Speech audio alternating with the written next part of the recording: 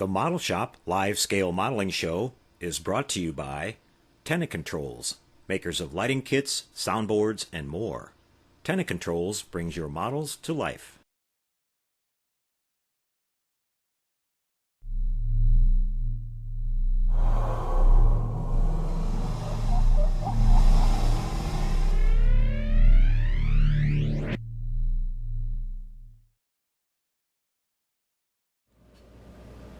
Well, greetings and salutations, everyone, and welcome to episode 75 of the Model Shop. We've kind of reached a nice little milestone here. 75 is a nice number.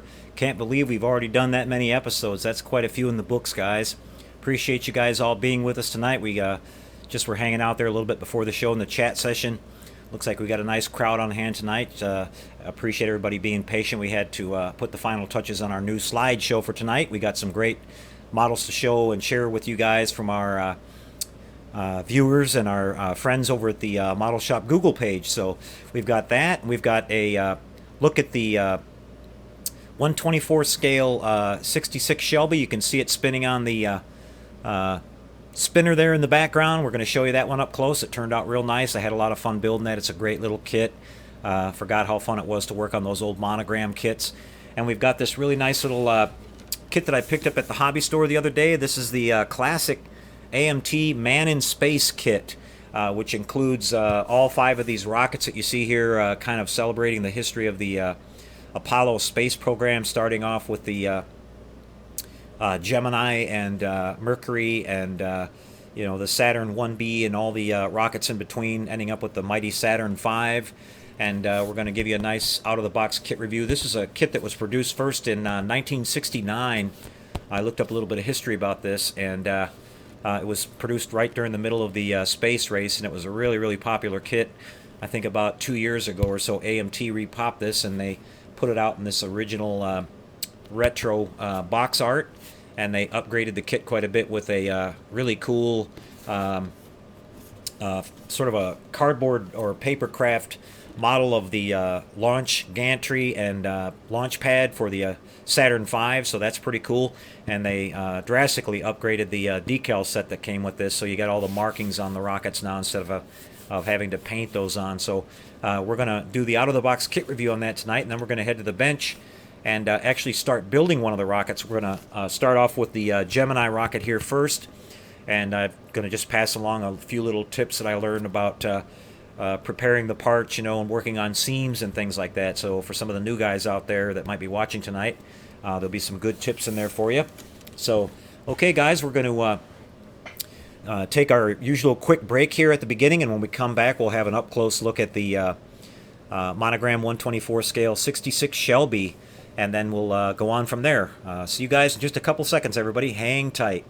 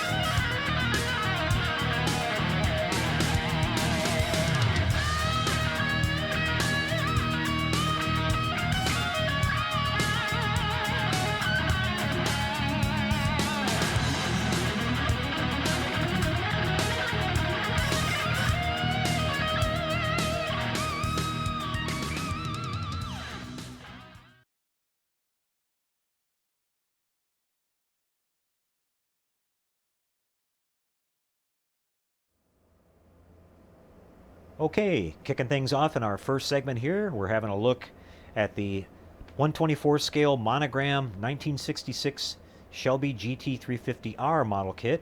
I just got this one finished. We did an out-of-the-box kit review on this one for you guys a couple of weeks back, and we talked about the build plan on this, where we were going to paint this one in the factory white with the Le Mans blue racing stripes on it. We went ahead and did all that. I'm really happy with how the kit turned out. I forgot how nice the old original monogram kits used to go together.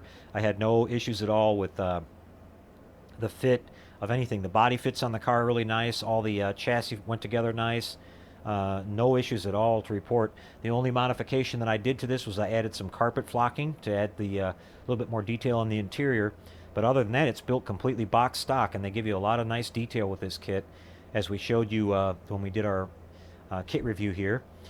So you can see you get a really nice model, and these are fairly inexpensive. You can still find these around.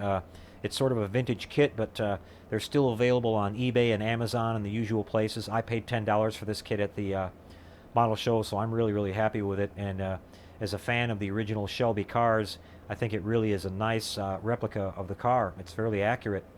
We'll just kind of talk about what we did here on the build a little bit. As I mentioned, we decided to do this in the white with the blue stripes, so we started off with laying down the basic white base coat on the body, and then we let that dry overnight, and then we came back and masked off the areas that we were going to do our stripes on, using that same method that we showed you a couple of weeks ago when we did the A-Team van. We did that red striping on that, so we made sure we used some good high-quality masking tape, in this case the blue painter's tape. And then for the center, I just used some 3M vinyl tape here, which was the correct width for our dividing stripe there in the center. And I like to use that because it follows contours and lays down really flat, and it usually will you usually won't ever get any type of bleed through when you go to mask and spray. So it all worked out really good. After we finished up doing that, we even did these stripes here on the sides too, which they were a little bit more difficult because you had smaller lines there, but we just basically followed that same procedure. The reason that I had to paint all the stripes on this is that the kit decals do include the stripes for this car, but they're completely the wrong color. They're more of a sort of a blue-green, and I don't know, maybe if that's because they faded over time or if they just were wrong in the first place, but they didn't look right at all. So basically the only thing that I saved off of that was the GT350 logos that were in those decals, and I sort of blended that in there, and we just painted our stripe and just saved that and put that on as a decal and then cleared over everything. So that worked out pretty good. Like I said, it's a really, really fun little kit. I'll pick up the car here and show you guys the engine compartment. Like I said, this is a nicely detailed kit for an old monogram kit, and it's very accurate to the original Shelby. You can see we have one interesting thing here on the original Shelby is that we had the engine blocks on these cars were not painted Ford blue like they usually were in the production cars. They were painted a satin black, and then you had your Cobra air cleaner, your Cobra valve covers here, and your Shelby open element type air filter there. And you had some chassis detail modifications from Shelby, which this little bar you see going across right here they call a Monte Carlo bar. And it may not seem like much, but it acted to reinforce the front body of the car. And you know, since the Mustangs are not full-frame vehicles, they depend a lot on the the inner fender wells here for their support. So that was used as a stiffener, and it tremendously improved the handling of the car going through curves and stuff. So these cars are meant to be driven on road courses with a lot of turns and everything. That along with the original factory chassis stiffener there. But that made a big difference. And another thing that's unique on the GT350R, you can see at the front here we have a completely different front fascia that was done specifically for these cars, with a big open area in the center here to not only act as a downforce element, but it also rammed air directly into the radiator for cooling. This engine was quite a bit warmed over from the standard 289 that even came in the street version of the Shelby. It had a extremely high lift, solid mechanical lifter camshaft. It had a much larger carburetor, a higher plenum air intake manifold on it, and tuned exhaust headers, and also some extensive porting and polishing done on the cylinder heads, which If you know what that is, it can yield a lot more power, especially at high RPMs. Here at the back, you can see also unique on the GT350R, it's what they call a bumper delete. There's no bumper on this car, so a special filler panel was created here at the back to sort of fill in that gap. So that's kind of unique. And then here on the sides, we have these special replacement covers, which were used on the race model instead of the factory louver types that you see, the scalloped type panels that were there. And one of the really interesting things that we talked about when you showed you the out of the box kit review is this really unique rear window here. You can see it has a pretty big gap here at the top where it's curved in. That was done to for two things. It was to extract air out of the air pressure building up from inside the cockpit here, driving at high speeds. If you had the windows down, it would allow the air to escape out the back. But also, some engineering was done on the shape of that to actually have it sort of come out and be a wind tunnel effect where it created downforce on the back of the car and helped the car stick to the track or the road better at high speed. So some really ingenious stuff that Carroll Shelby was doing at that time. It's one of the reasons that this car is legendary now. And as I said, you could basically buy one of these race versions and go right to the track, put a couple of numbers on it, and be extremely competitive on road courses right off the bat. So these cars now, if you have an original Shelby, like one of these, are worth an absolute fortune. And the reason why is they were just such great performers, and they looked great too. So we had a lot of fun putting this one together, guys. Just kind of, we'll show you a little bit there on the bottom. You can see we have our Shelby deep sump oil pan here with the special cooling fins on that. Sort of a straight through type exhaust system. These cars sounded really, really wicked back in the day, especially when they were hitting really high RPMs. These things had like a 8,500 RPM redline, which was sort of unheard of back in the 1960s for a V8 engine. So they were really something. Let's button this thing up now. I'm going to put the hood back on it. We'll spin it around a couple times on the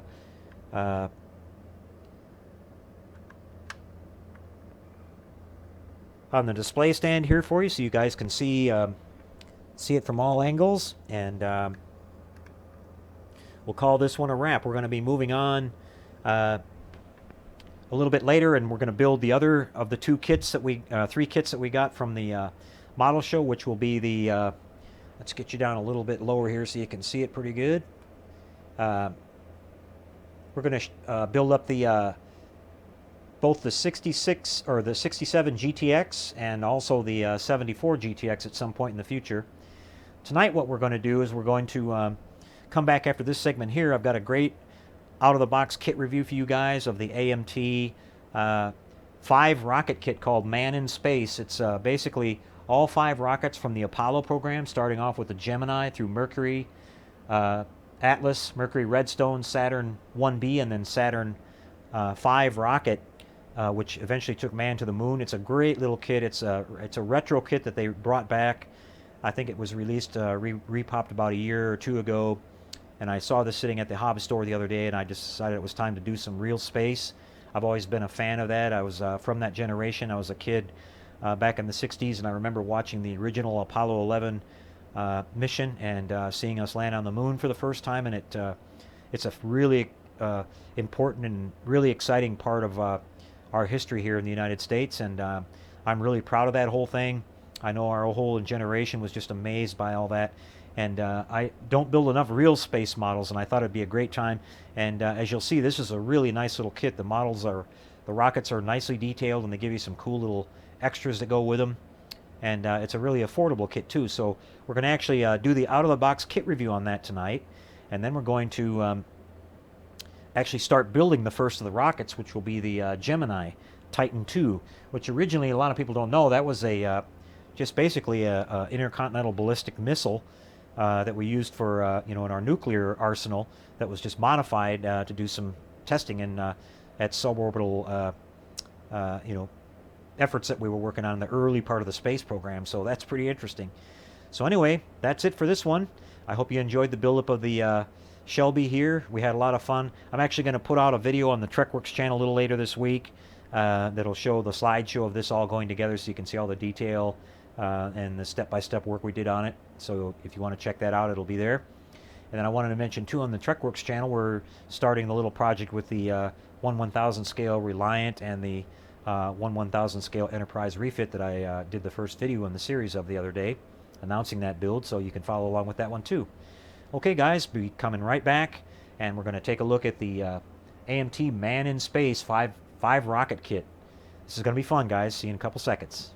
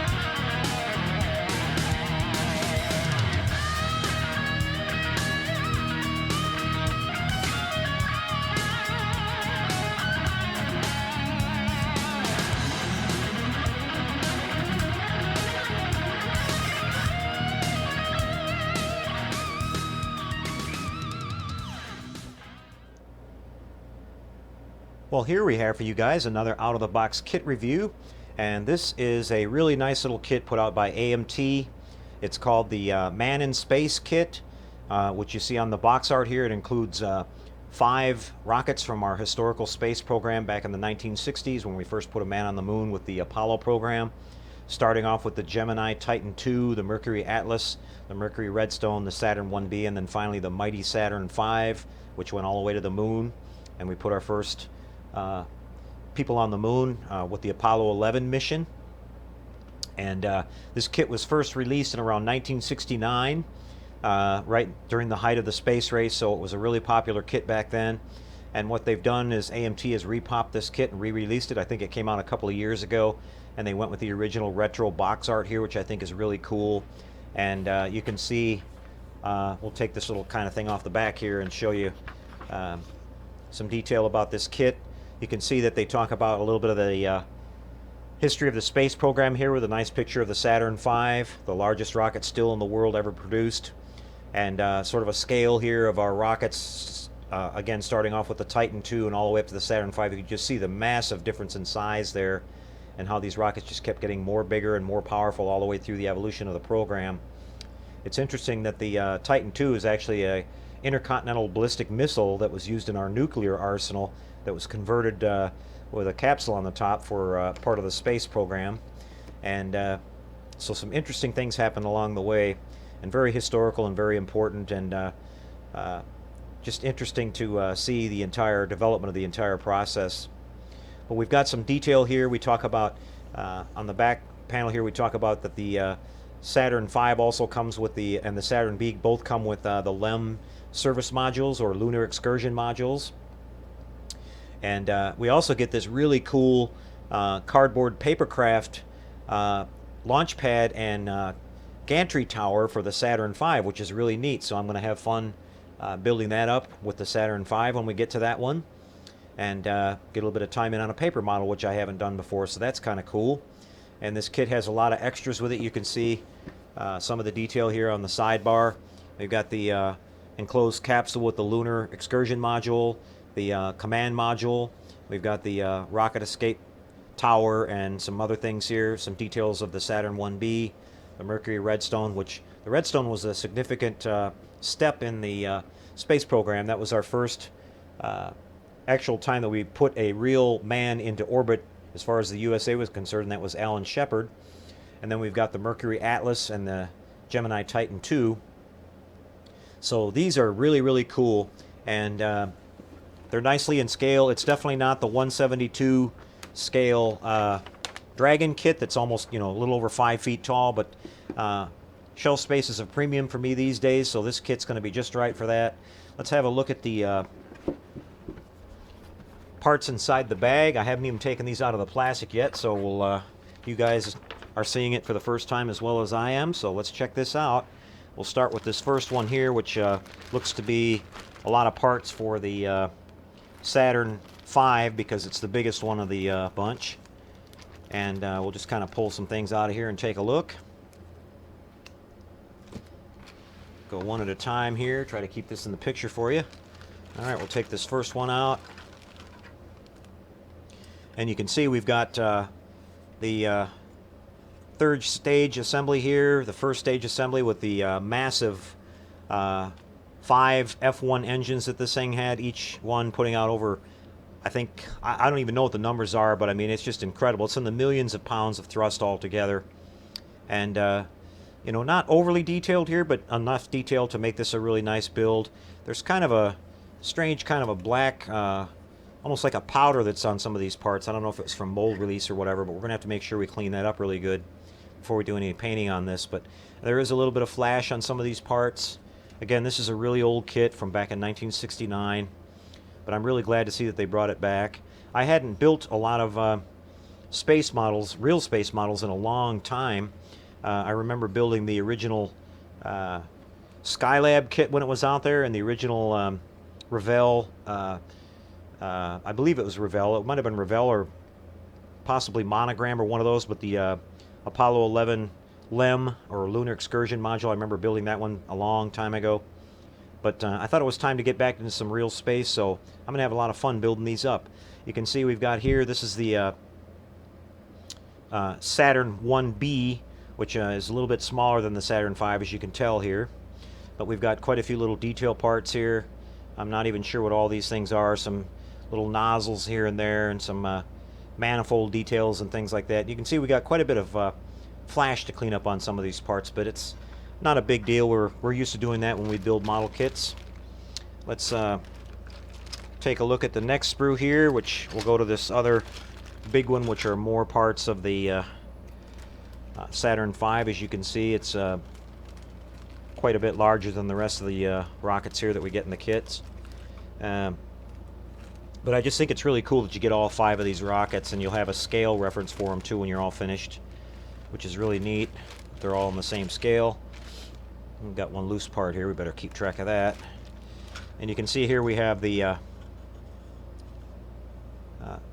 first stage part of the Saturn V, which had the main massive fuel tanks inside of it and everything. This thing burned, I can't remember, I looked up the stats on this one time when we were down there in Houston looking at the real thing, and it was just incredible the amount of fuel that this thing would burn just in a matter of seconds. I mean, in the hundreds of thousands of pounds. Just unbelievable. And but the detail looks pretty good on these. The outer surfaces here are pretty decent. We'll have to see how it goes when we start putting the seams together, how that's going to work out. But we've got the domes for the enclosures on the top for the separation of the stages and everything. And here we're going to take a look at the next set, and you can see that these rockets are getting quite a bit smaller now.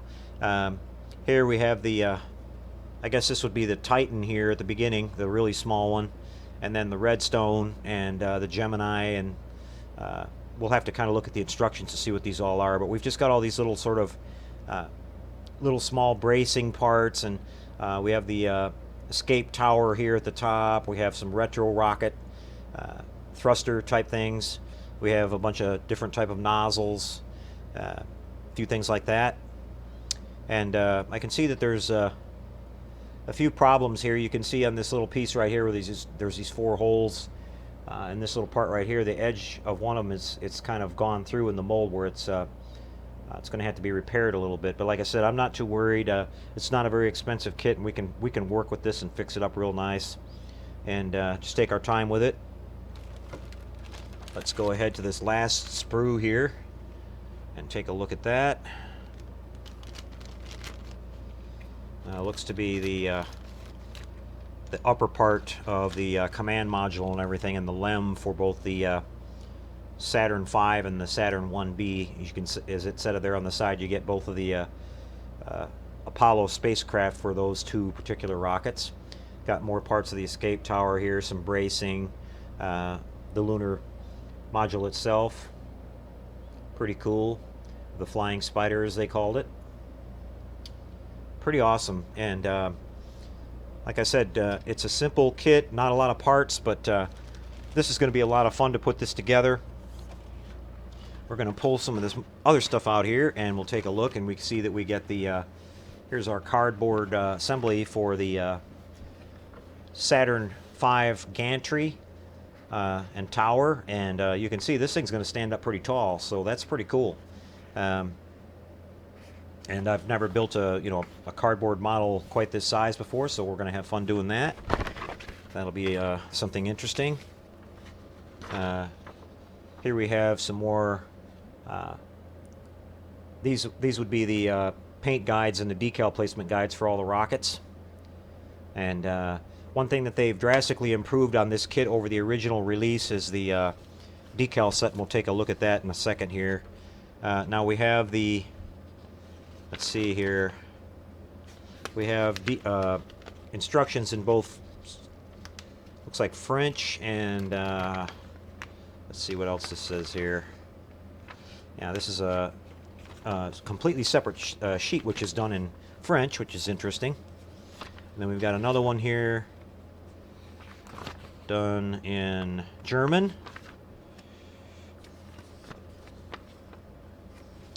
And in Spanish.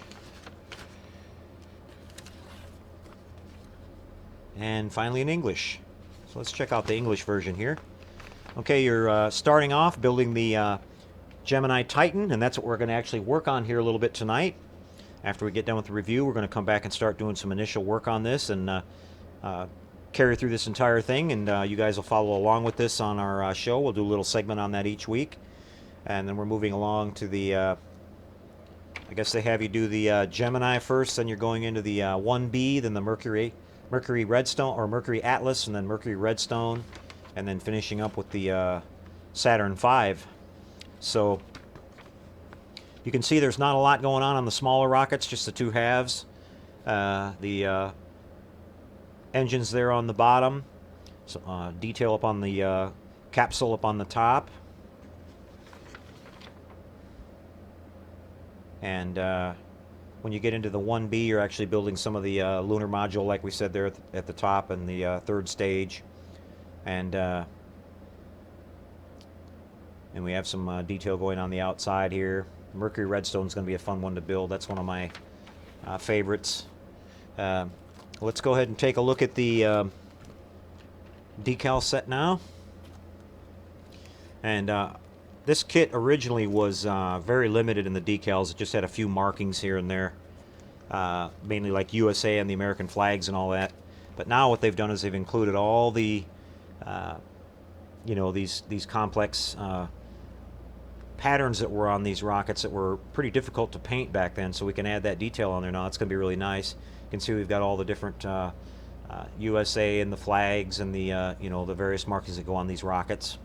So that's going to be fun to add that on there, and hopefully these decals are, I haven't checked around much to see if anybody's had any trouble with these or not, but we're going to, just to be sure, we're going to put some of our sealer coat on those before we use them.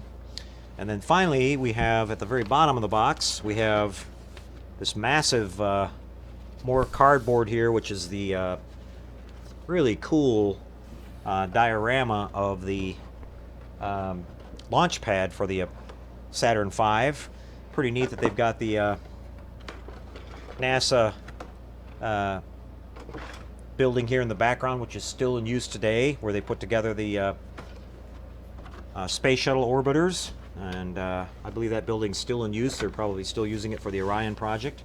But pretty darn neat. And that's about all we have left in the box here, guys. The rest of it's just kind of publicity stuff for round 2 models. So let's put everything back here. But what we're going to do is we're going to leave this out because we're going to start on the, we'll gather up the parts here, and we're going to start on the, I guess we'll go with the one they tell us to go with first. That'll be the Gemini. So we'll get these parts out. I'll take a quick break here and start getting some of these parts ready, and we'll come back and be on the bench and start doing some preliminary work getting this thing put together, guys. So we'll be right back with that. Stay tuned, everyone.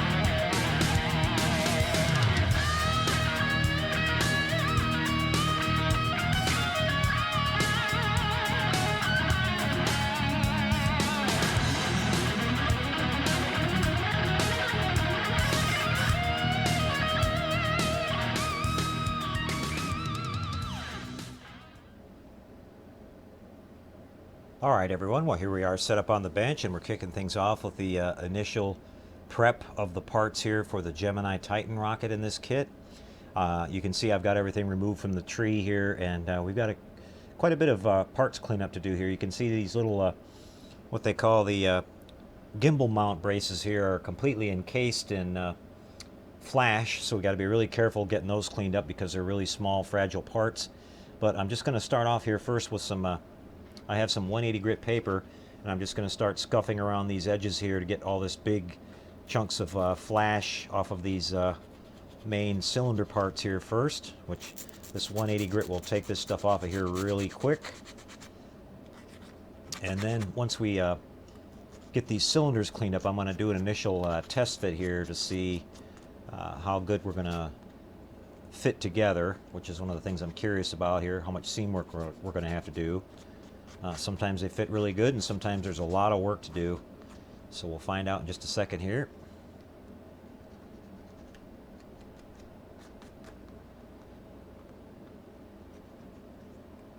A lot of times these locating pins in here, guys, I don't even worry about sanding them down, or sometimes I shave them off because I'm sure you guys out there that have built model kits for yourself, you realize that a lot of times they're not lined up right. They don't fit very well. They don't go all the way down and seat completely flat, and they cause more problems than they do any good. But we'll see. We'll leave them in place here for now and just kind of see how it looks here.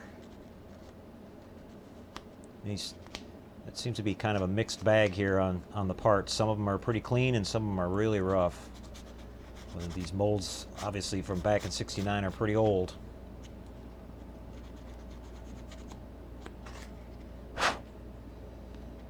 Okay, we got that one cleaned up pretty good.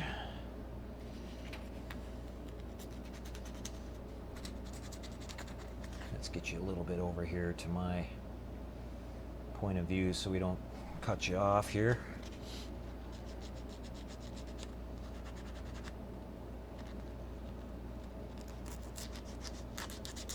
Even the flash is pretty tough, so this must be some pretty tough plastic.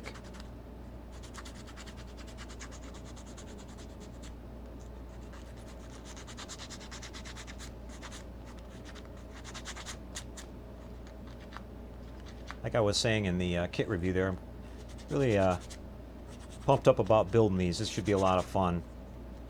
And takes me back quite a few years to when I worked on some kits similar to these.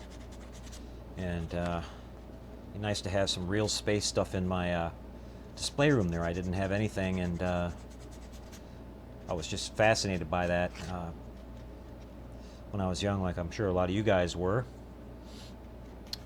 Okay, let's see. I'll find out real quick how our stuff is going to fit here.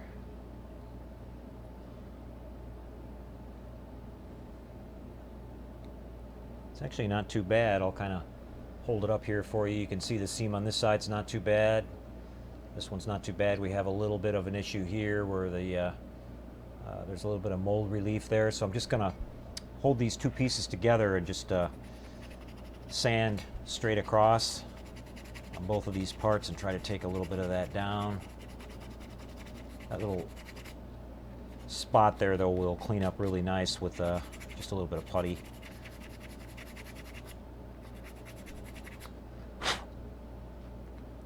Same thing on this end.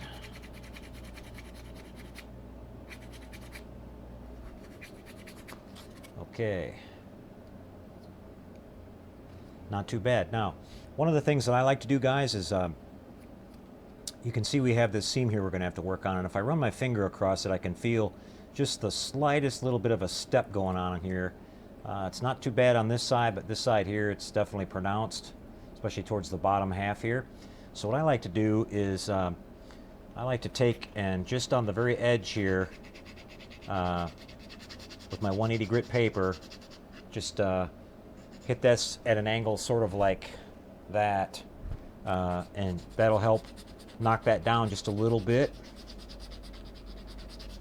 We've got to be careful about how much putty we apply on this, because there's some really fine little lines of detail that are raised details on these parts that we don't want to totally obscure those. There's no way we're not going to be able to lose some of that because we got to fix these seams, but we want to keep this at a minimum. That way I don't want to sand across this surface too much. I just want to sand right on this edge to, try to bring that step down just a little bit. I'm going to do that on both halves of this part. And this 180 is great. It'll take this down pretty quick. It's almost like using a file.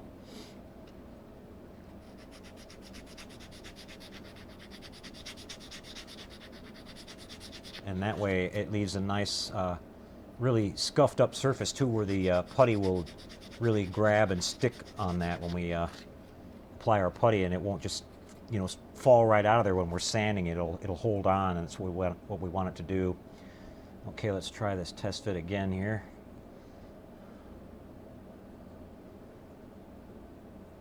And you can see just by doing that little chamfer that I did, sort of chamfer that edge right there, it gave a little bit of a groove now for our putty to kind of go in there and sit down and be a little bit recessed, which is what you want. And we didn't lose hardly any of our detail there. And these are fitting and feeling much better now, so that's only going to take just a little bit of putty to fix that up.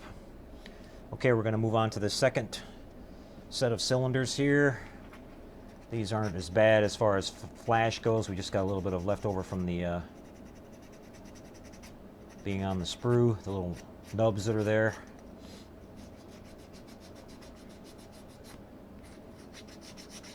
And notice I'm not going to sand these edges down yet until I'm sure I have to. If I don't have to, I don't do it, but we'll find out in a second here when we test fit the part together. I'm just lightly scuffing it to get rid of the hard edge there from the mold. Do that on both ends here.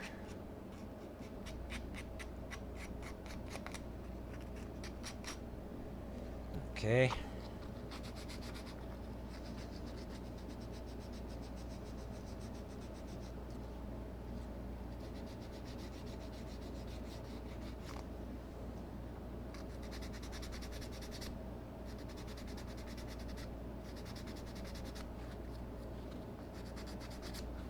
good.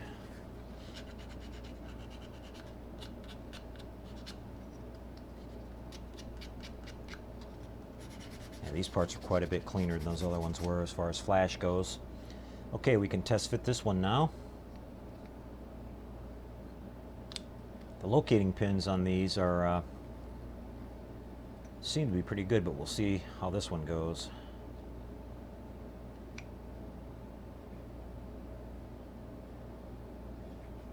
Just running my finger over it here. Just a tiny little bit of a step on that side. Same thing on both sides. So we're just going to scuff these down just a little bit. The locating pins were spot on, so that's good. Equal, looked symmetrical on both sides. Just getting this hard edge knocked down just a little bit right now.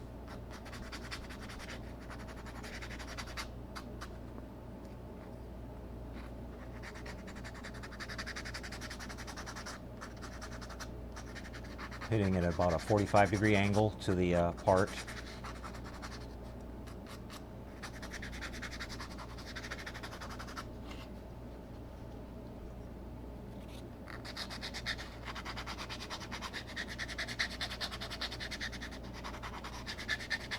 You can hear that sound. It almost sounds like a file.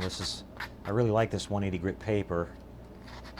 You definitely got to go back if you're sanding on a flat surface, or a surface you're going to paint that you're going to see. You definitely have to go back and sand this. I've got a piece of 320 here that we can hit too if we want to, but for this initial phase here, we don't really need that. Once we would get the part glued together, and I would scuff that with my 320 right along the seams.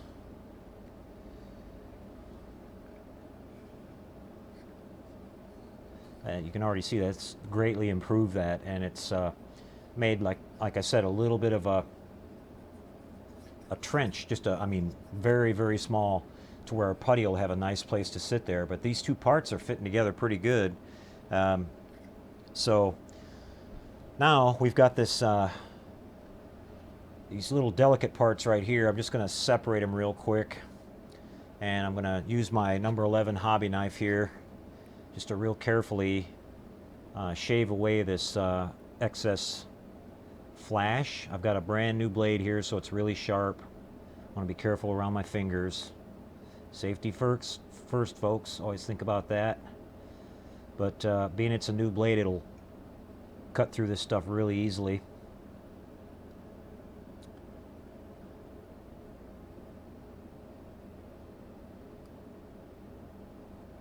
Just kind of getting it cleaned up a little bit here. I'm actually going to grab my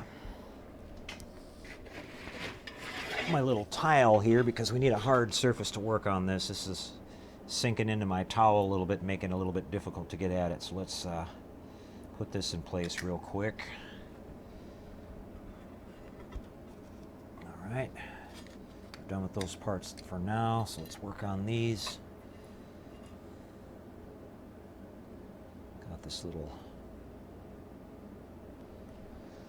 what's called a thrust gimbal mount. It's actually what they could actually pivot these massive engines on these rockets slightly to change the direction of the flight, maintain proper trajectory.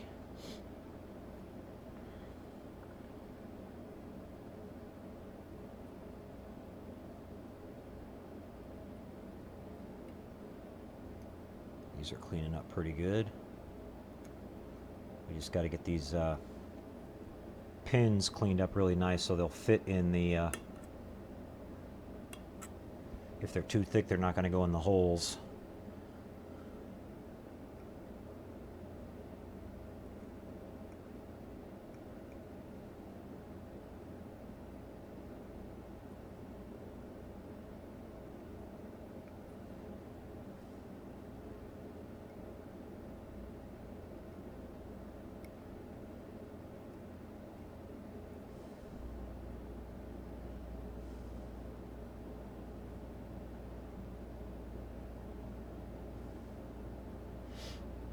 right, we've got that first one cleaned up. We'll go ahead and work on this second one now. We're going to do a little bit of sanding on that too, but we'll get these both done here with our hobby knife first. Pretty tough flash. It's a good sign. That means this is some tough plastic that we're dealing with here.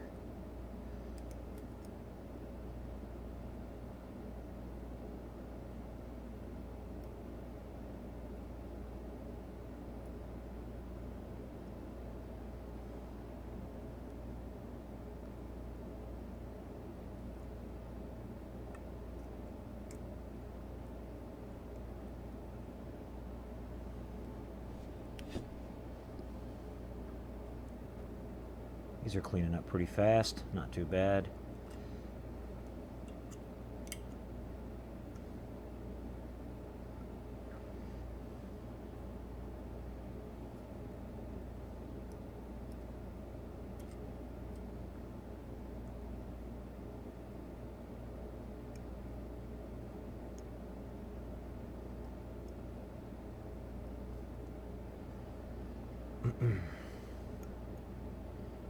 Just trim a little bit off these pins now that's hanging over.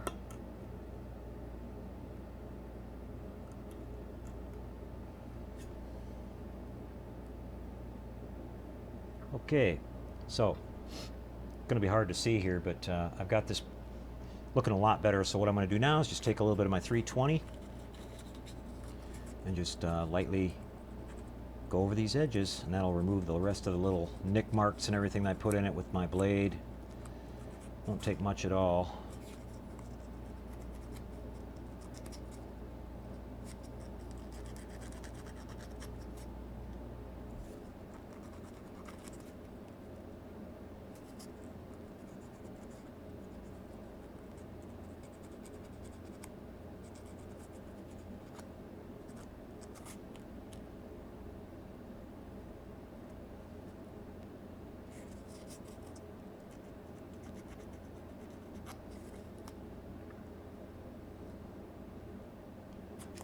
This outside edge.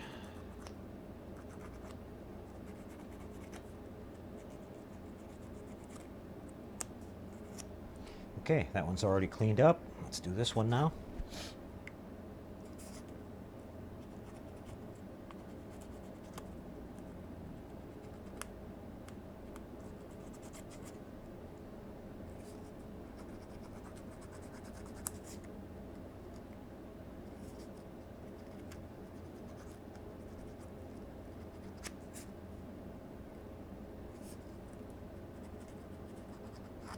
Just talking about sandpaper a little bit. Sometimes people will use too fine of sandpaper to start with, and they'll wind up working really hard. You know, 600 grit is more of a finishing sandpaper, and if you're trying to, you know, remove fairly pronounced imperfections and things like that, you're going to wind up sanding a long time before it'll actually start having any effect. So, you know, you're better off using something like this 320 or something similar to that, because you can just, you know, get the area cleaned up pretty rapidly, and then you're only going to have to do some light scuffing with 600 to get rid of the sand scratches, and you know, get yourself back on track a lot faster. That's typically what happens with a lot of people who are beginners that are learning to do sanding and things like that. Is they you know, there's a misconception that you need to always use really fine sandpaper, and that's fine if you're, like I said, if you're doing you know, the final stages of the sanding, when you're just kind of cleaning things up and getting rid of the really microscopic scratches and things like that. But when you're dealing with structures and things, and, you know, getting rid of flash and getting rid of burrs and things like that, you need to use some more aggressive paper.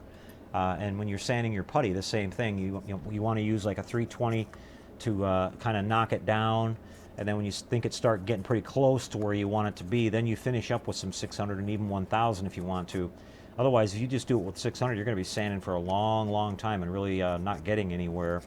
And sometimes, you know, with putty and things like that, since it tends to clog the paper, you might not be getting anywhere. It might just, you know, you think you're sanding, but you're not doing anything except rubbing on it and not removing hardly any material at all. 320's more open, and it has, you know, wider pores in it, and it can handle absorbing some of the residue from the sanding and stay, you know, keep staying abrasive. So just kind of a couple things to think about. Got these little cones here. All these parts here don't have much flash on them. They just have a little bit of burrs on the edges from where they were on the sprue, and I'm just lightly cleaning these up and getting those edges knocked down.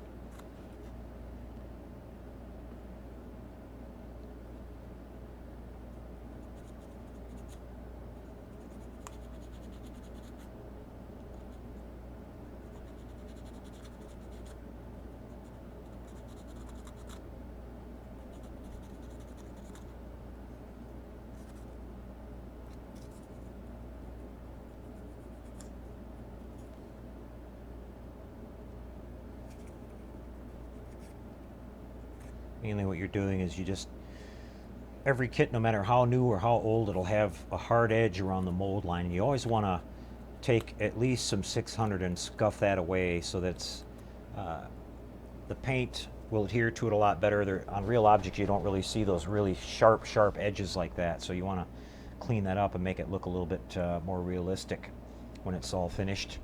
Okay, so we've got our parts here. These initial parts pretty well prepped up.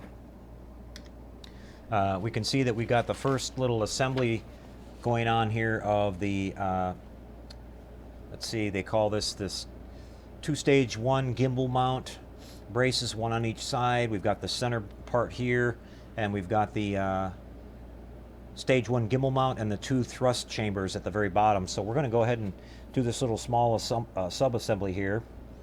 Get my glue ready, get a paper towel handy. And we'll get a little bit of, we'll separate this out here. And get our toothpick ready to go here. Make a new end on it from the last time it was used. Okay. And we'll make a little puddle of glue here.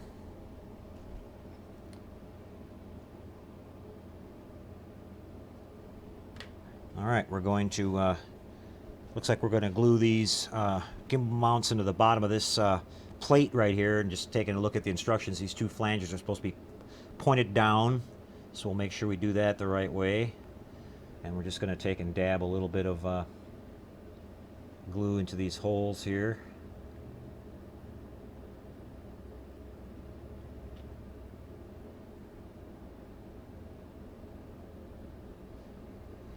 Go ahead and mount these.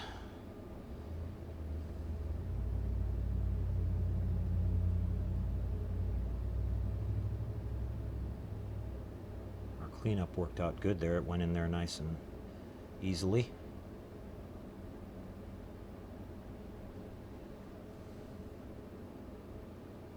Need a little bit more glue in that hole on this side.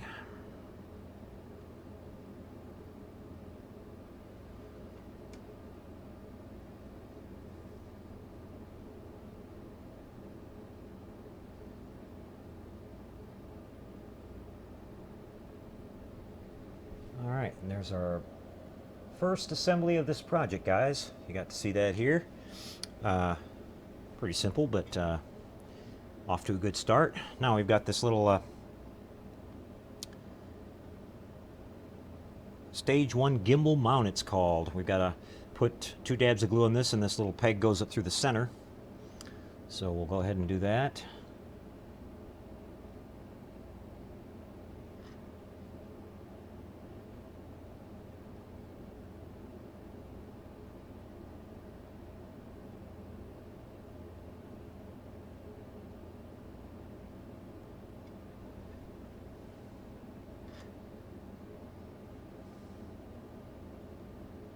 Just taking a look at how they've got this.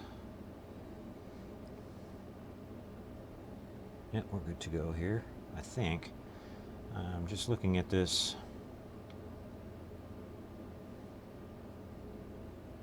Actually, I think what they've got going on here, guys, is they've got these two.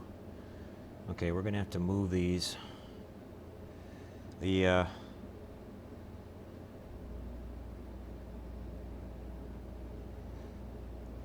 see. yeah, the way that they've got this gimbal mount, it's running to a certain direction with these flanges here on the side, so we want to make sure we follow that just in case something might not fit right if we don't do it right.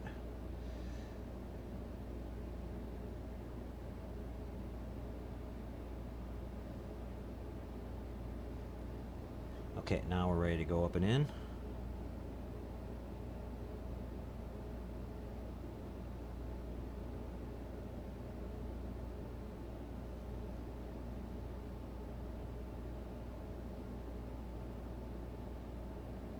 Okay, that worked out good, and that all came together, as you can see, and made a connected structure there, so it made the entire thing quite a bit stronger. Stabilized it all. There's a couple slots where it fits into itself. Okay, and then we have the cones that go on the bottom. Now, when it comes to painting this, what I'll do is I will figure out what the...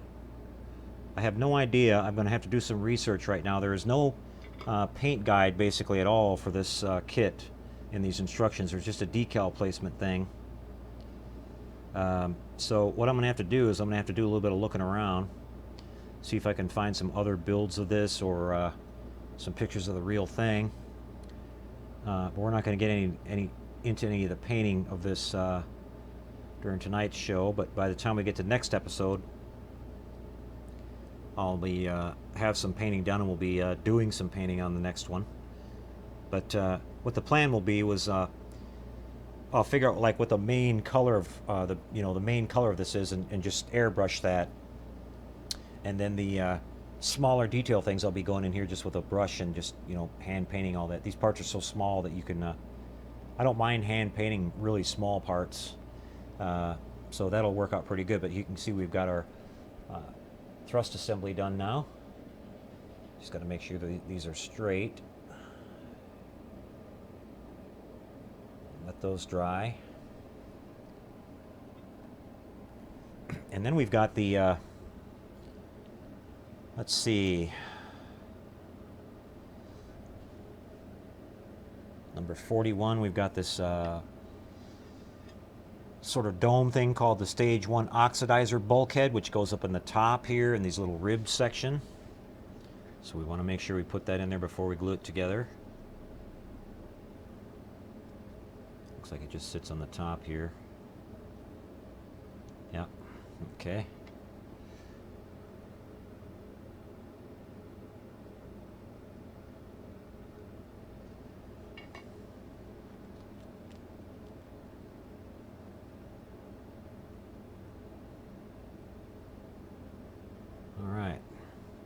Now we can go ahead and glue our two halves together. Now I'm not using the toothpick for this one. I'm just using my regular tube here because I actually want quite a bit of glue on this.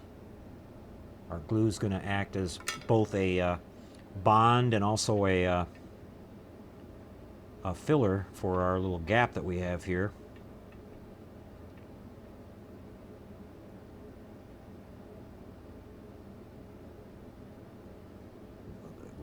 Side of that dome. Okay, ready to put this together.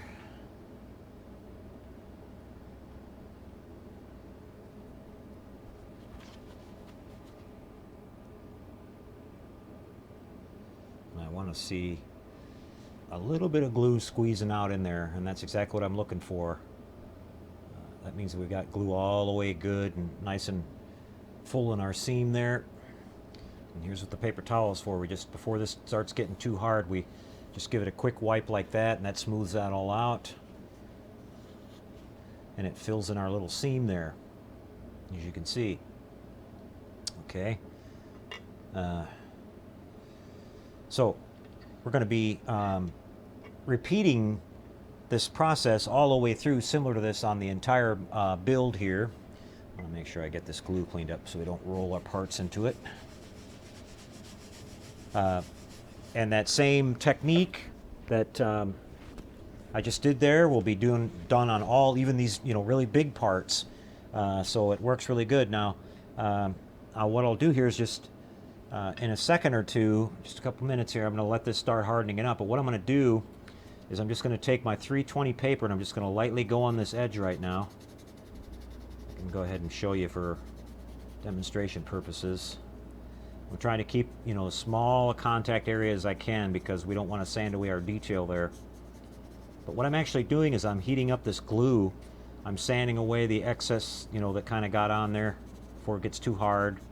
But I'm sanding and I'm creating dust from the plastic that's mixing in with this glue and turning it into sort of like a cement that's a mix sort of that's going to get hard with the glue, and it's going to make a really good strong bond on that and make it so where we have a nice we're kind of filling in this seam here before we even put any putty on it, and that way, you know, your putty is meant to fill low spots. So we want to make sure the entire area here is low and not high. So we've gotten rid of that little, what we called that step that was on there. I can still feel a little bit of it left over right here. That's why I'm just kind of scuffing, kind of concentrate on this one little spot. But we've got a nice little sort of trough in there now, if you can see that.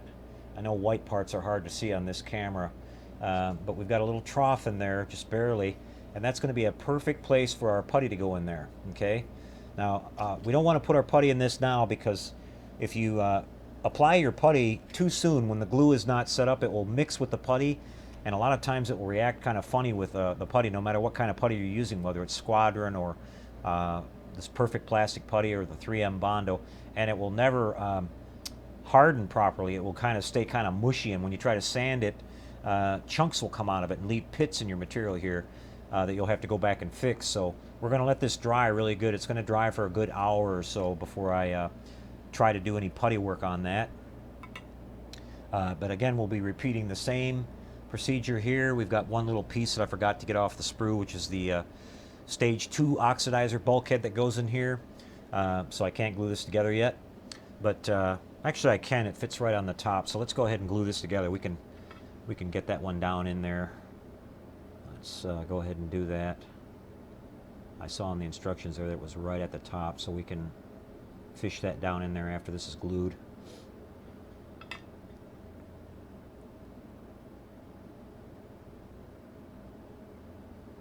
And we just repeat the same procedure again. We've got a nice bead of glue that came through there, you can see, and before it gets too bad, we just wipe it right off.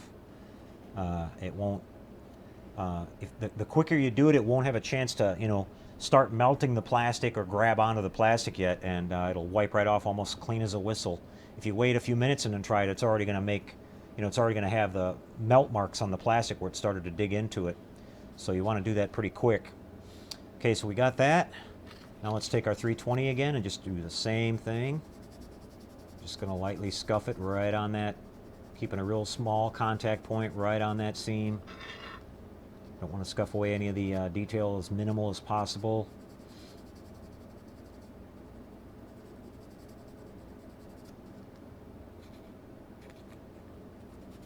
Again, we're just making that little mix. The dust from the plastic collecting in that glue makes a really, really strong bond, and it helps to start filling in that seam before we even put any putty on it, which works great. Make sure all of our high spots are gone.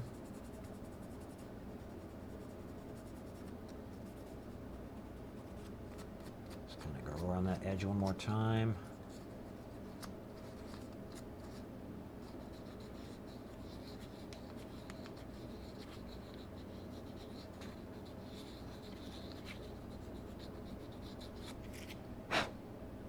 All right, there it is, guys. So we've got the first and second stages done for our Gemini Titan rocket. Doesn't look like much now, but this is going to be pretty cool once it's all detailed out and all the paintwork is done and all the decals put on it, and then we'll be able to move up the line all the way up to the massive, you know, Saturn, which will be 4 or 5 times taller than this one. So pretty cool stuff. So we're off to a good start, guys. I hope you enjoyed this little segment. We'll come back next week with a little segment on this again, and we'll do a little bit more assembly on the Gemini until we're finished with that, and then we'll move on to the next one. Take you all the way through all 5 of these great little rockets. And this is going to be a fun project, so I hope you're enjoying it. Okay, time to take a break, and we'll come right back after that, guys.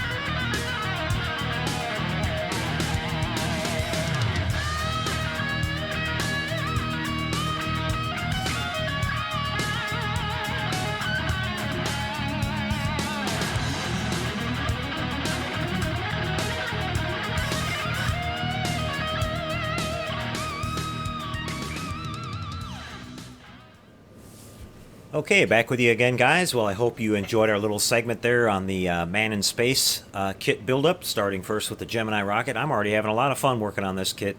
I can see it's going to be a lot of fun building all 5 of those, especially when we get to the big Saturn V.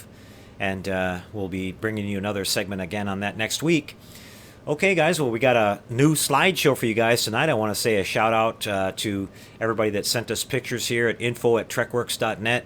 It's one of the favorite segments that we do on the show.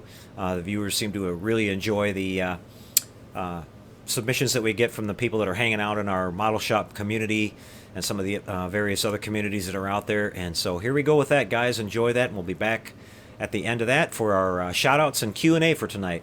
Enjoy the slideshow, everybody.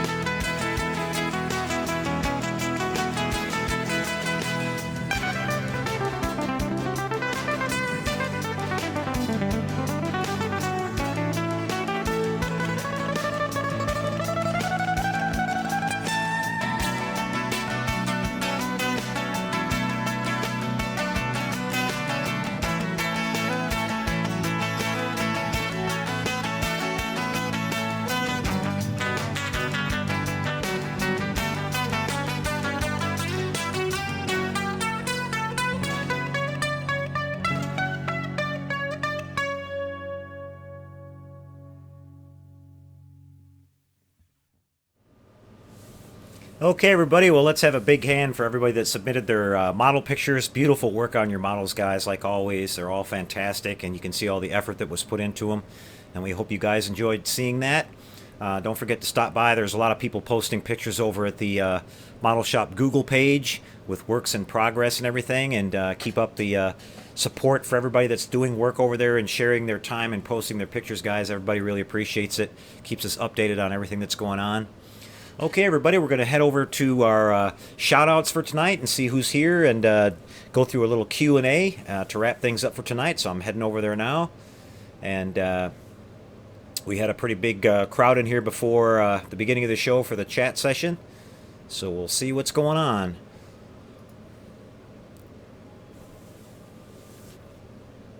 Okay, rolling up to the top of the page here. Let's see, we've got Jim Clark's with us tonight, Mike Kovach, Murphy Peoples, Adam Corville, Brian Knowles, Aussie Trekkie, James Schulenberg, George Volkowski, Alpha Tryon, Mike Kovach, Bill Tilley's here tonight, Country Woods 9000.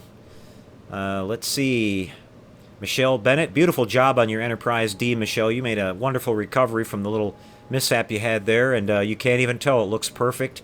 Beautiful job on the lighting, and I know how much work it is to put on all those Aztec decals. That's really time consuming, but you did a fantastic job. Can really be proud of that model. We've got Grayson Peoples with us tonight, Ob Caesar, Derek Sabora, nice to see you tonight, Derek, Mitch Seagraves, Gary M., Dadnator 24, Chuck Brooks, another shout out to Chuck and a nice kudos to Chuck on his just completed Enterprise refit. It turned out beautiful, Chuck. All those nights we spent talking about it on Uvu and seeing it come together, it was really nice to see it all finished up. You can really be proud of that one too. Beautiful job on that. Stop by the Google page and check that out, guys. Chuck posted some pictures of that. Leona Timber Company, Dan Harris, Chris Redinger, Chris Cortell's with us tonight. Nice to see you, Chris. Mark Shue, Murphy Peoples, Rocket Boy 1969, Modeler X, Dana Church,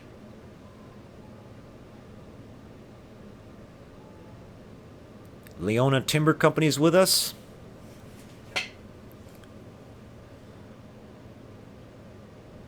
Dan Harris. James Frost is here tonight. Nice to see you, James. Beautiful job on your Papercraft Sherman tank. It's hard to believe that's a paper model, buddy. That looks fantastic. All the detail, especially I noticed on the pictures, the multi-layer on the treads as well. That's just fantastic.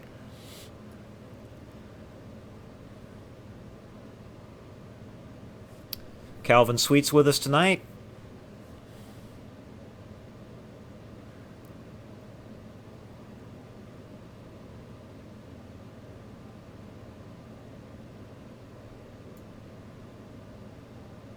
And it looks like I made it all the way to the bottom, guys.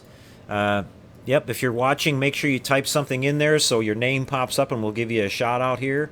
Appreciate you tuning into the show tonight. Chris Farrell just popped up. Nice to see you, Chris. And Frankie Goes to Hollywood.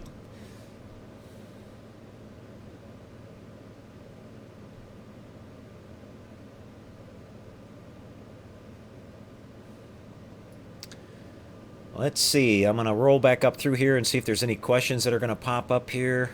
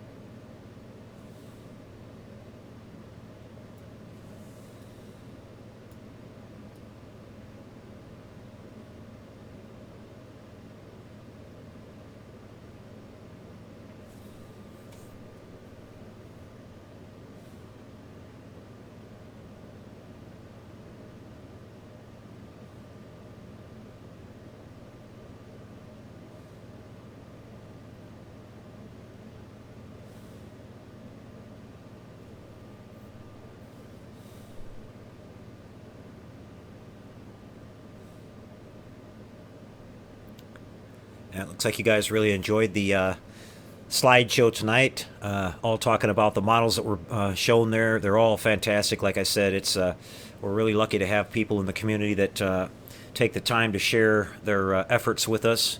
It's everybody. Most of us have to work during the day, and then a little bit of time we get to spend building models, and then taking the time to actually share that and make a post and everything. It's time consuming, so we all really appreciate that.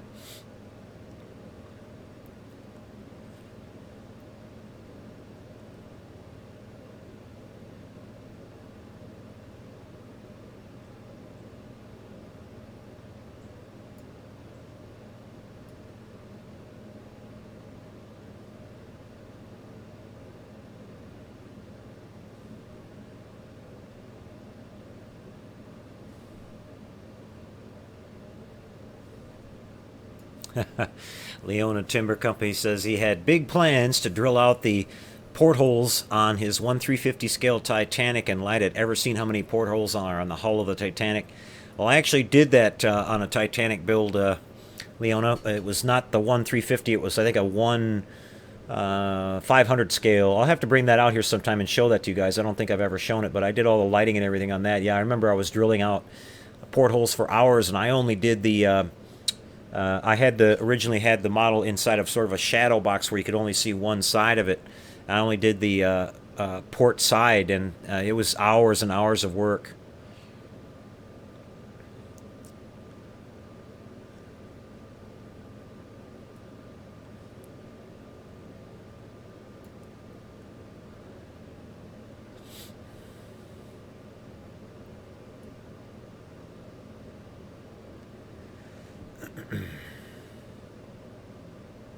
Yeah, glad to see you guys are enjoying the little segment we're going to be doing on the Man in Space kit build here. I really just instantly scooped that kit right up as soon as I saw it on the shelf at the hobby store. Not only is the box art cool looking, but when you start reading what it comes with and everything, it's a really great little kit. It was like $30. I mean, you can't beat that.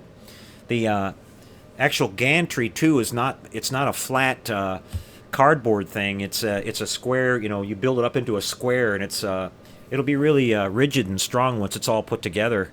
It's like a regular papercraft model. It's got slots and everything in it, so it should stand up pretty good on its own. It's made on some pretty heavy cardboard stock. That should be a pretty neat display. I don't think I'll use the entire pad because it'll take up a whole lot of room. I'll probably just use the gantry, and I'll probably make a small little block of wood that'll be next to it, so we can have all the the rockets kind of standing in line next to it, and figure out some way to attach them all on there.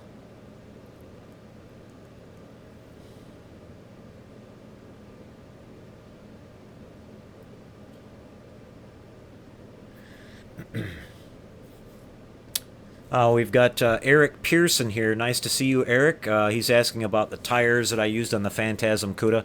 The front tires were the tires that came with the kit. The rear tires were they were off of I think they were off of a NASCAR model that I had.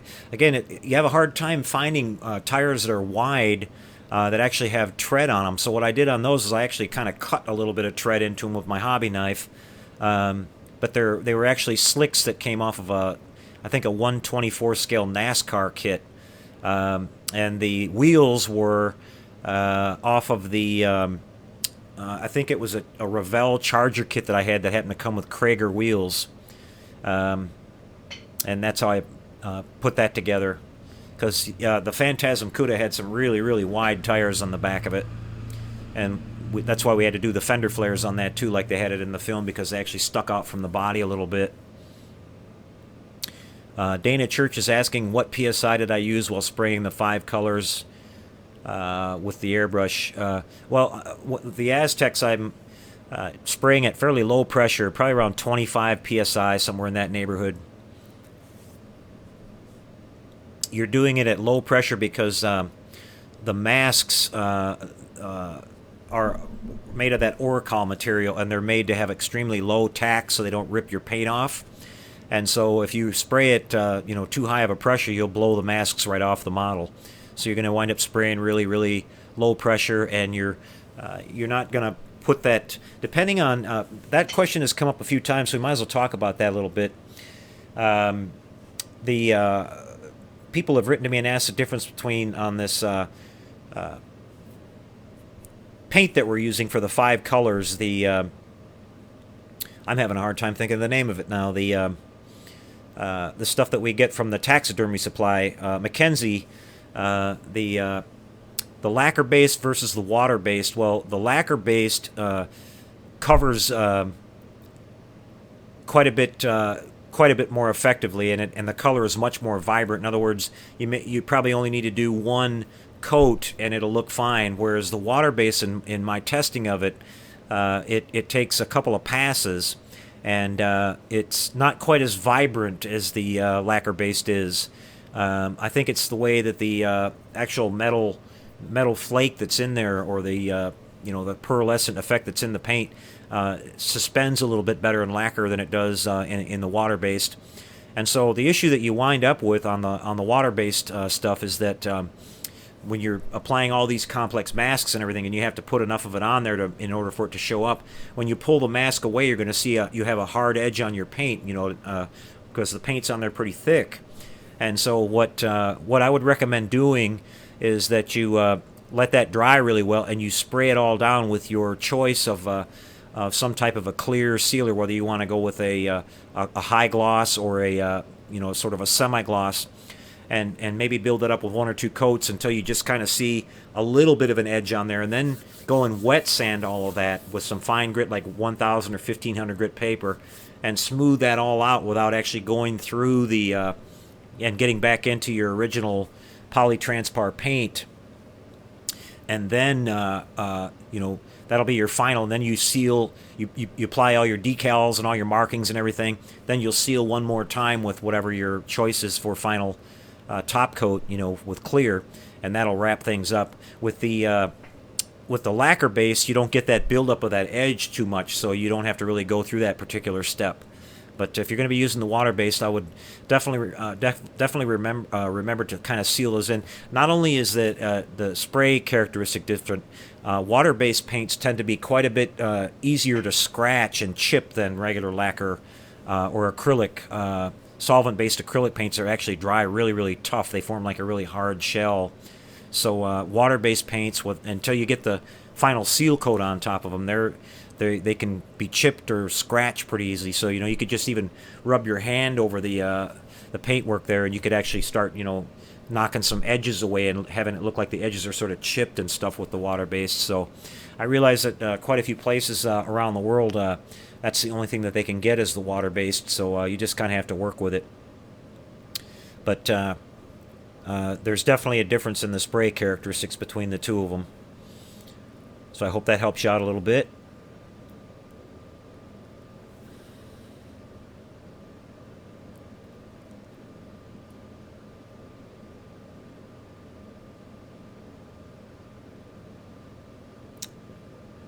Let's see. Clint Llewellyn's asking about, can we do a video on how to refill big gaps from cutting mistakes? Yeah, I saw your thread there, Clint. I commented on a couple of the things there. One of the things that you would want to think about doing on a situation like that, where I noticed on the trunk lid that you had sort of a fairly large chunk that was kind of cut out there. That's going to be pretty tough to build that up just with putty.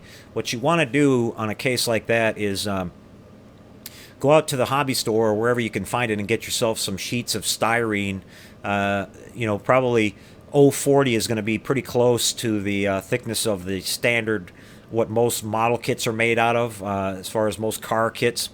And then what you'd want to do in a case like that is sort of, if it's sort of jagged or whatever, kind of take, some sandpaper or something and either make it square or make it round, smooth it all out, and then cut out a piece of styrene that's going to fit in there pretty close, to where it fits almost exactly.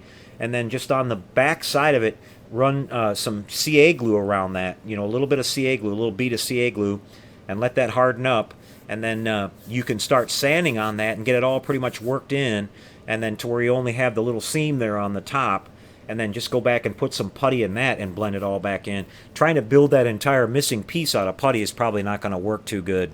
You want to keep some scrap styrene around all the time for, especially if you're going to do that kind of work where you're going to be cutting parts and modifying, opening up trunks and doors and things like that, because something can go wrong and you're going to need some plastic filler, and it's good for like 100 different things, filling in sometimes like what we talked about on the Blue Thunder last week. A strip of styrene can be made to fill in that gap where the canopy didn't fit very well, and you'll just practice with that. You cut it out. You can cut it out with a regular pair of scissors. The old 40 is fairly thin. You can cut it out with a pair of scissors. Use a straight edge, or you can use a straight edge and lay it on a hard surface and just cut it right out with your, score over it a few times with your hobby knife, and it'll snap right off of there. Kind of the same way you cut, plexiglass and Lexan and things like that, and then you can start making shapes and everything. And it's definitely if you're going to be building a lot of models and doing like more than just box stock type of builds where you're going to be modifying things, it's definitely a good idea to have some sheet styrene on hand. And you got to kind of rebuild the structure there, and then you're just using the putty to sort of finish up the small little imperfections in it. But trying to build the entire thing out of putty is going to be pretty difficult, and it won't be very strong either. It'll probably crack on you in the future.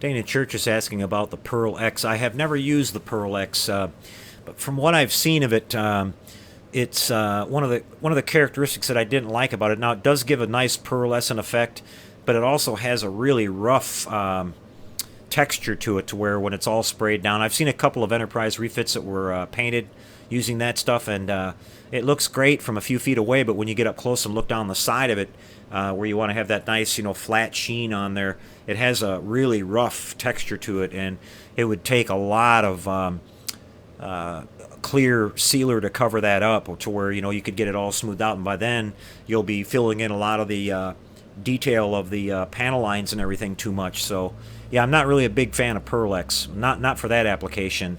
I'm sure it might have some applications, but it's a powder, and you mix it up with something. I'm not even sure exactly how you use it, but like I said, from the pictures I've seen of it being used and everything, I'm not a big fan of that stuff.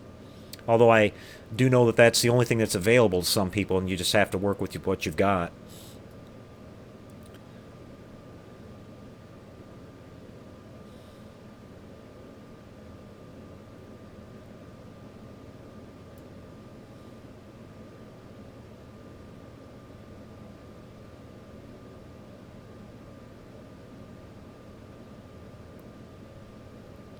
Dan Harris is asking about what did anybody ever make on a straight 79 Camaro, not a Z28?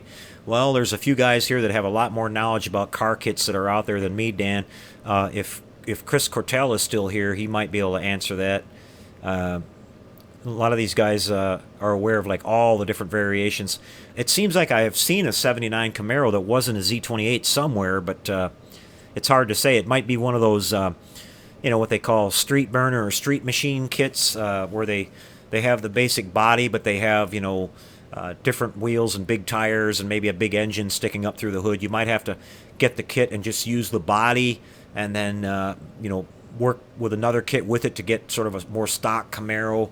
But I'd be willing to bet that that's out there somewhere, something very similar to it.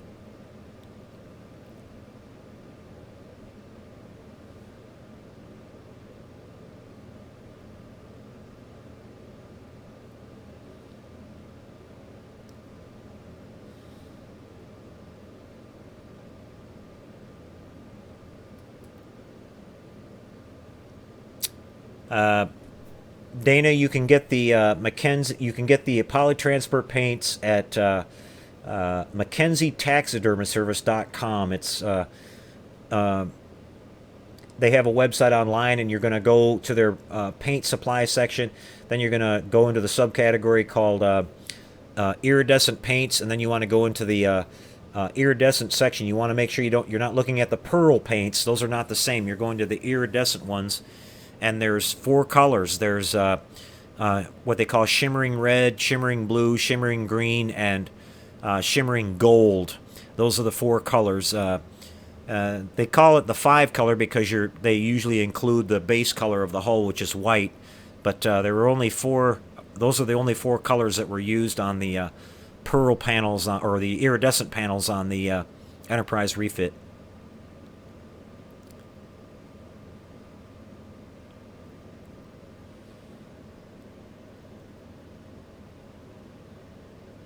Yeah, if you, like a few people are saying here, if you use if you decide to go with the lacquer based, they do charge a little bit more on the shipping, but it's not radical amount. It's not bad.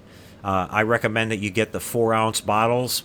That's going to be more than enough if you're going to do an Enterprise refit, for example, a 350. That's going to leave you some paint left over, and you don't need to get a huge bottle of that stuff. And like one of the things that I'll definitely recommend to you is that every single time that you go to use it, you want to not only shake it, but put stir sticks in it get some stir sticks that'll fit all the way to the bottom of that jar, and stir it, and because you're going to see that pearl settles in the very bottom of that, like even if it's only been sitting for like an hour, it'll completely settle in the bottom, and when you shake it, it doesn't get it all out of there, and it can wind up giving you some variance, and when you spray from one session to the next, if you don't keep it consistent. So you want to make sure you stir it all up and get it all off of the bottom, and then shake it really good, and then pour it into your gun. If you notice that whenever you're spraying that stuff, that it starts making like sort of almost like cotton candy effect, where you spray it down on there and you see this weird kind of fuzz going on there, it means that it needs to be cut with a little bit of lacquer thinner. And you can just use regular straight lacquer thinner to cut it with and reduce it. It's starting to get a little bit too thick and dried up, and due to the characteristics of the what's in that paint, it actually comes out of there and looks just like, miniature cotton candy starting to get all over your paint surface. You can wipe it off. It'll come right off. It doesn't ruin your paint job, but it's starting to get a little bit too thick, and in order to make that go away, you just add a little bit of lacquer thinner, and it'll start spraying really smooth again. Lacquer-based stuff, even when it's in a bottle, it tends to start evaporating pretty quick. Oh, we got Armando just checked in. Nice to see you, Armando.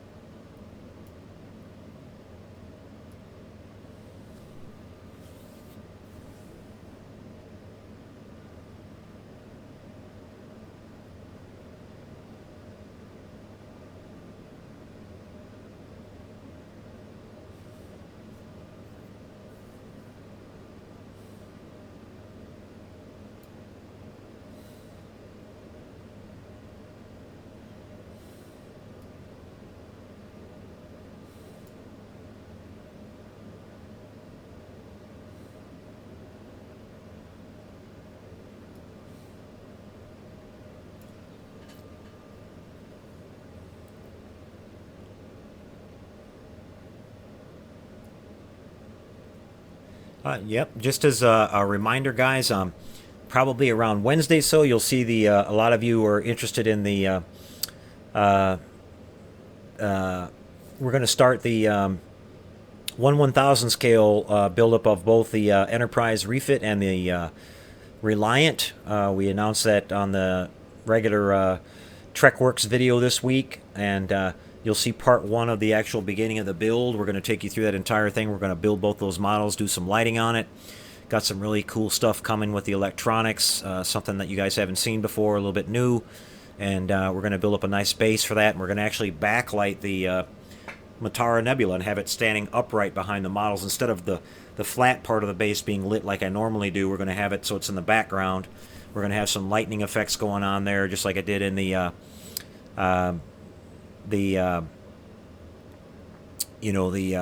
movie, and with some sound effects and some really cool stuff with that. So we'll take you through that entire process. It's going to probably be about a 10 or 15 part series on that. So a lot of people commented on the video when we put that out, so looks like a lot of people are interested in that one.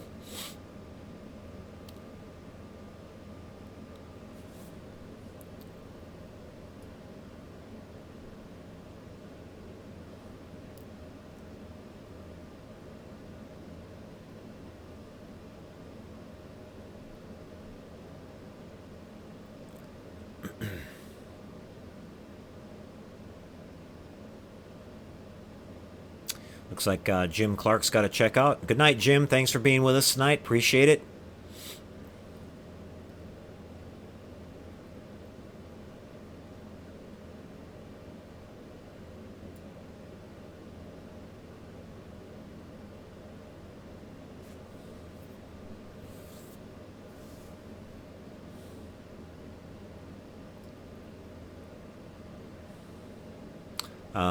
Patrick Rieger, nice to see you. Patrick is asking, ever considered building the TARDIS from Doctor Who? That's one that I may take a look at someday, Patrick. I'm not really into Doctor Who that much, but I see that there's some really nice. I've seen some beautiful builds of that, and I've seen some really nice kits are available for that, and they just keep getting better and better. And we'll see. Who knows? One of these days. Got a lot of modeling ahead of me, so you never know.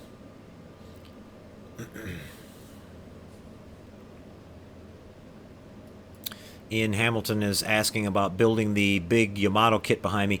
That's just the empty box, Ian. I've already built that kit. It's in my display room. I've actually built 2 of those kits. There's videos of those builds on my YouTube channel on TrekWorks.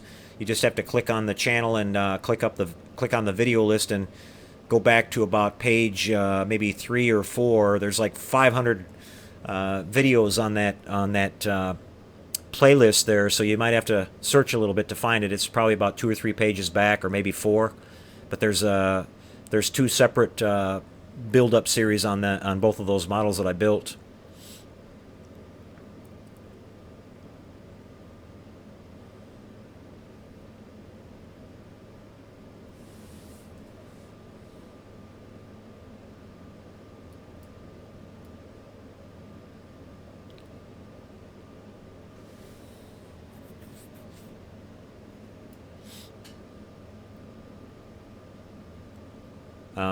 Let's see.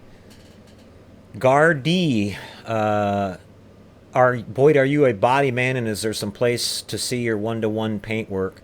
Well, I used to paint complete cars. In fact, I did a lot of restoration work for a shop where we restored classic muscle cars. Over at the, I believe on my Facebook page, the TrekWorks Facebook page, you'll probably have to scroll back a ways to see it, but there's some pictures of some classic cars that I restored there. And then over at the Sci-Fi Model Action page in the general section, there, it's been a long time, probably 2 years ago, I posted some pictures over there. The work that I do now is just mainly, I have my own small business where I go out on the road and I repair plastic bumpers and mirrors and things like that when they get torn off of cars. I do a lot of work for dealerships, and I do work for private customers. It's kind of a mobile service, so it's not really a lot to show you there. Just replacing plastic bumpers when they get heavily damaged, or sometimes repairing them if they just have a tear in them or a puncture or a dent, something like that. And that's what I do for a living. But I've been a painter for probably 35 years or so, and kind of off and on, but the last 10 years that's what I've been doing.